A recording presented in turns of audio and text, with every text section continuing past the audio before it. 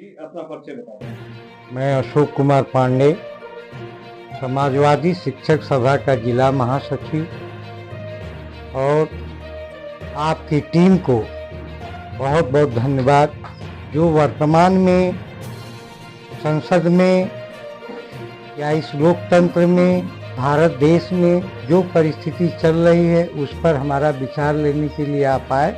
आप लोग को धन्यवाद। पिछले दिनों संसद में देखा जाए, गृह मंत्री अमित शाह जी ने बाबा अम्बेडकर साहब पर एक टिप्पणी की थी, जिसको लेकर विपक्ष भी मतलब उनकी सदस्यता रद्द करने का इस्तीफे की मांग कर रहा है। इस पर आपकी क्या राय है? देखिए, जब भाजपा कुर्सी पर बैठी, बचपन में हमने भी पढ़ा था कि राम राज्य आएगा, लेकिन ये समझ में नहीं आ रहा है। संसद में प्रधानमंत्री हो चाहे गृह मंत्री हो, आप ये भूल जाते हैं कि आप पूरे देश के गृह मंत्री और प्रधानमंत्री, और झूठ का पुलंदा आप बांध रहे हैं।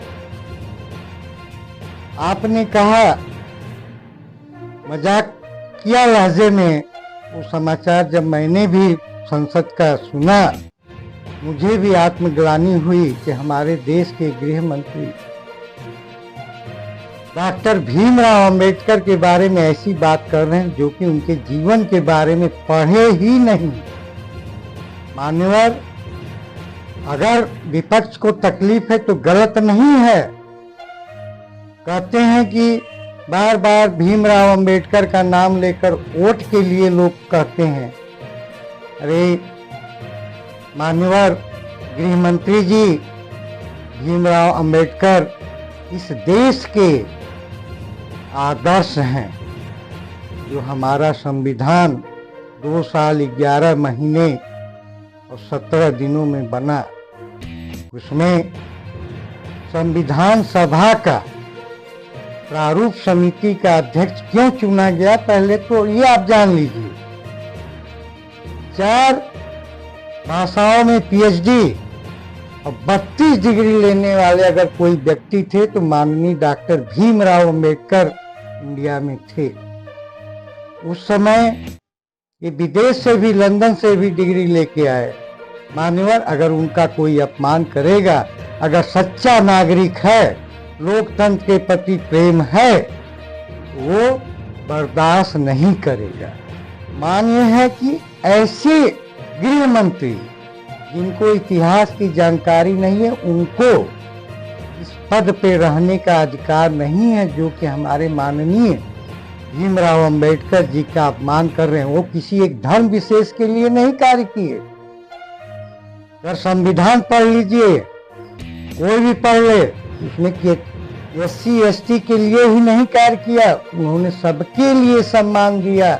OBC के लिए भी व्यवस्था थी, जनरल के लिए भी व्यवस्था थी। लेकिन ये जो बार बार इनकी विचारधारा ये साबित करती है कि ये कभी भी पिछड़ों के और SC ST के नहीं है, विरोध में है तो है। मान्यवर, समाजवादी पार्टी हो चाहे कांग्रेस हो, 24 के चुनाव से पहले, 22 के चुनाव, 24 के चुनाव से पहले विशेष रूप से कहते रहे, जनता को संदेश देते रहे कि ये संविधान को बदल देंगे। ये संविधान को बदल नहीं रहे हैं। संविधान पढ़े, अगर मस्जिद की खुदाई करके मंदिर ढूंढने का प्रयास कर रहे हैं तो संविधान का खुला उल्लंघन है।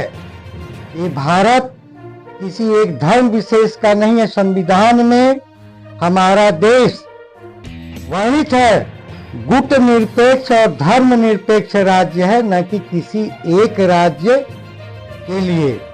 और डॉक्टर भीमराव अंबेडकर जी हिंदू राष्ट्र के खिलाफ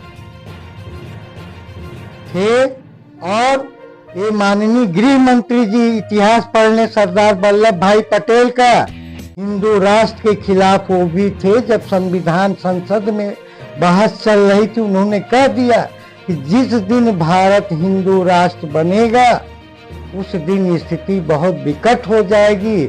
लेकिन ये तो भीमराव अंबेडकर को छोड़िए, अपने यहाँ गुजरात के जो मूल निवासी रहे हैं सरदार वल्लभ भाई पटेल, उनके भी आदर्शों पे नहीं चल रहे। अब इनसे हम क्या उपेक्षा करें कि देश का लोकतंत्र को क्या बचाएंगे। ये केवल हिंदू मुसलमान करके वोट की राजनीति खुद कर रहे हैं।